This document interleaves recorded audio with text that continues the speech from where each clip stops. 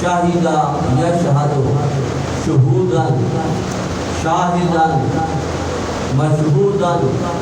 اب یہ ایک ہی معنی سے یہ سیغے آ رہے ہیں. اب شاہدہ کا ایک شہداء بھی لفظ آتا ہے، شہید بھی آتا ہے، شاہد بھی آتا ہے. اب اس کا معنی ہوتا ہے حاضر ہونا. شاہدہ یشہد ایک معنی ہے حاضر ہونا. اب دوسرا معنی ہے پا لینا. اب شہید کو شہید اس لحاظ سے کیوں کہا جاتا ہے؟ اب ایک معنی ہے حاضر ہونا. اب یہ معنی شہید پہ کیسے سچا آتا ہے؟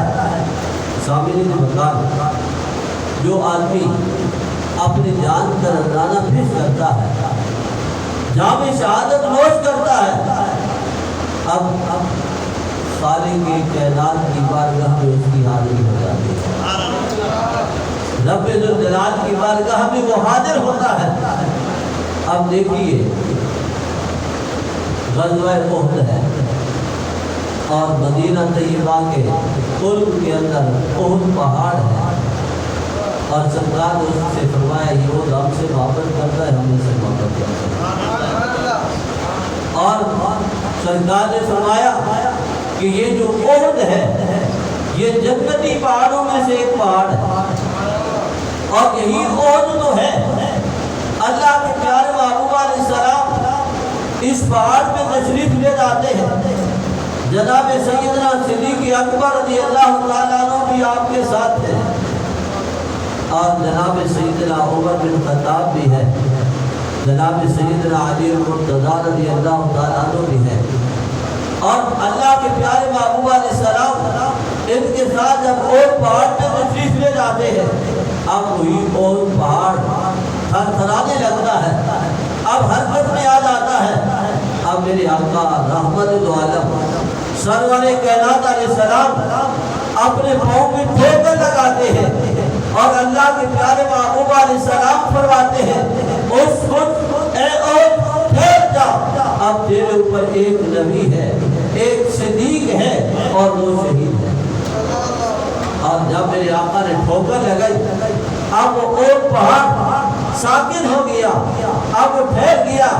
اب اسی کے دامن کے اندر سرکار کے درجہ حضرت امیر حمزہ آرام فرما ہے اور ان کے ساتھ دوسرے شہداء کرام جو اس جنگ احد کے اندر جام شہادت نوش کیا تھا اب وہ موجود ہے. اور انہی میں سے ایک حضرت جابر رضی اللہ تعالیٰ عنہ کے والد حضرت عبداللہ رضی اللہ تعالیٰ عنہ بھی ہے جنہوں نے اسی غزوہ احد کے اندر جام شہادت نوش کیا تھا.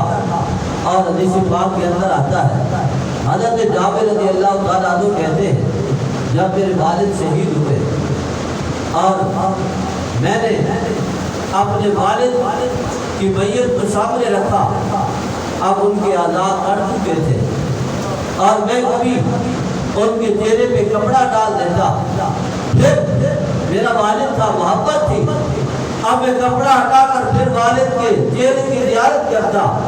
اور غلاموں نے سرکار کے جو غلام موجود تھے جو مجاہد تھے اب انہوں نے مجھے روکا. اب اتنے میں اللہ کے پیارے محبوب علیہ السلام تشریف لاتے ہیں. اب دیکھیے اللہ کے پیارے محبوب سرور کائنات علیہ الصلوۃ والتسلیم آپ جلوہ گر ہوتے ہیں اور آپ فرماتے ہیں کہ اے جابر تیرے والد محترم اللہ کی بارگاہ میں حاضر ہوئے ہیں، اللہ کی بارگاہ میں حاضر ہوئے ہیں. اب دیکھیے اللہ کے پیارے محبوب علیہ السلام کیسا مقام بیان فرماتے ہیں. اور میرے آقا رحمت دو عالم سرور کائنات علیہ السلام فرماتے ہیں کہ اے جابر اللہ رب العزت نے بلا حجاب کسی سے کلام نہیں کیا لیکن تیرے والد ہیں، اب ان کی روح پرواز ہوئی ہے، اللہ کی بارگاہ میں حاضر ہوئے ہیں اور خالق کائنات نے بلا حجاب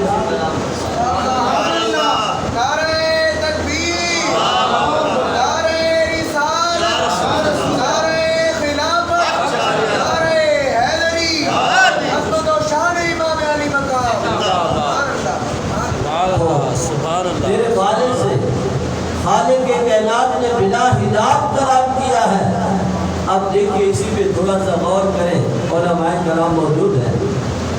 اب جناب سیدنا موسیٰ علیہ نبینا علیہ الصلوۃ والتسلیم اب یہ بات ذہن میں رکھیں، جو ہمارا اہل سنت کا عقیدہ ہے کہ مخلوقات میں سے جو افضل ترین ہستیاں ہیں وہ انبیاء علیہ السلام کی ذات ہے، اور انبیاء میں سے پیارے آقا رحمت العالم سرور کائنات علیہ الصلوۃ والتسلیم کی ذات ببرکات ہے، اور ان انبیاء کے بعد جو مقام ہے صدیقین کا ہے، صدیقین کے بعد شہداء کا مقام ہے، اور قرآن پاک اس بات کا شاہد ہے۔ ہم نماز میں پڑھتے ہیں صراط الذین انعمت علیہم، مالک ہمیں ان لوگوں کا راستہ بتا جن لوگوں پر تیرا انعام ہوا ہے۔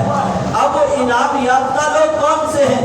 قرآن کی تفسیر کرنی ہو، قرآن کی تفسیر قرآن کے ساتھ کی جائے۔ اب یہ تفسیر کا پہلا مقام ہے اور سب سے اعلیٰ اور افضل مقام ہے۔ اب انعام یافتہ کون ہے؟ اب 5ویں پارے میں دیکھیں، اللہ رب العزت نے انعام یافتہ لوگوں کا تذکرہ کیا ہے، فرمایا انعم اللہ علیہم من النبیین والصدیقین والشہداء والصالحین۔ فرمایا انعام یافتہ پہلی جماعت انبیاء ہے، اور پھر صدیقین ہے، پھر شہداء ہے، اور پھر صالحین کی جماعت ہے۔ سامعین مقام انبیاء کا زیادہ ہے۔ جناب موسیٰ علیہ السلام کوہ طور پہ جاتے ہیں، تورات لینے کے لیے جاتے ہیں، خالق کائنات کلام فرماتے ہیں، لیکن اللہ رب العزت کی ذات اور جناب موسیٰ علیہ السلام کے درمیان حجابات ہیں۔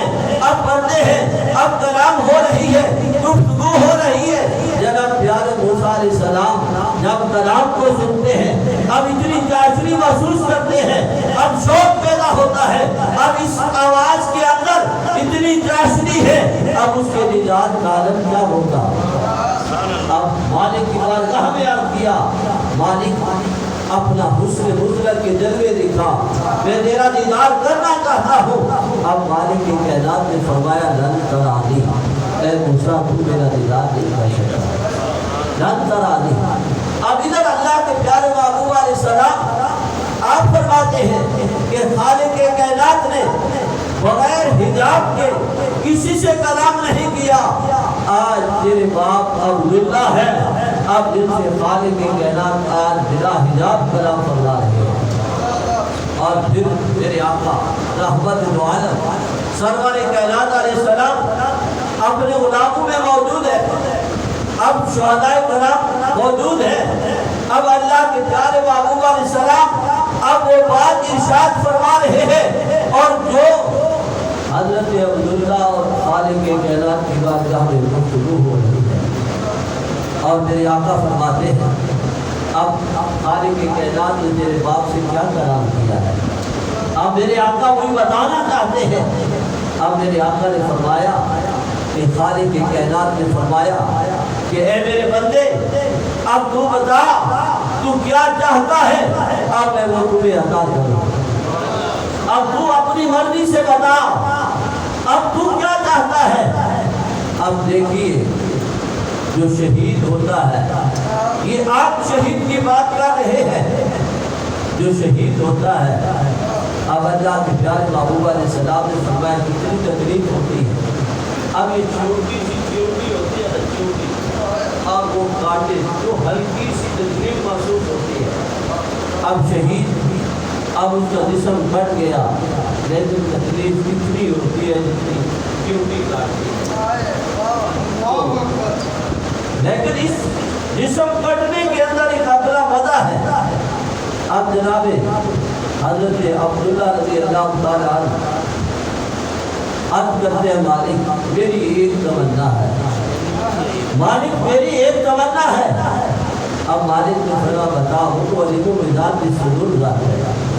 اب اپنے بندے سے مالک پوچھ رہا ہے اب بتا تیری کیا تمنا ہے۔ اب جناب عبداللہ کہتے ہیں مالک مجھے پھر زندگی عطا کر، مالک میں دنیا میں جاؤں اور تیرے نام پہ پھر اپنی جان وار اپنی جان قربان کر دو۔ اور میرے آقا نے دوسری حدیث کے اندر فرمایا اور جب شہید جنت میں چلے جائیں گے اور خالق کائنات ان شہداء سے پوچھے گا کہ تم نے میری جنت کو کیسے پایا ہے؟ اب وہ شہداء کہیں گے مالک یہ تیری جنت ہے، یہ نعمتوں سے بھری پڑی ہے، اس میں کسی چیز کی کمی نہیں ہے۔ اب مالک پوچھے گا اے میرے شہداء، اے میرے بندے، میرے نام میں اپنی جانیں قربان کرنے والے، اب بتاؤ تمہاری خواہش کیا ہے؟ اب تم کیا چاہتے ہو؟ اب وہ بندے عرض کریں گے کہ مالک تو ہمیں 10 بار زندگی عطا کر اور ہم دنیا میں جائیں اور تیرے نام پہ ہم 10 بار اپنی جان قربان کریں۔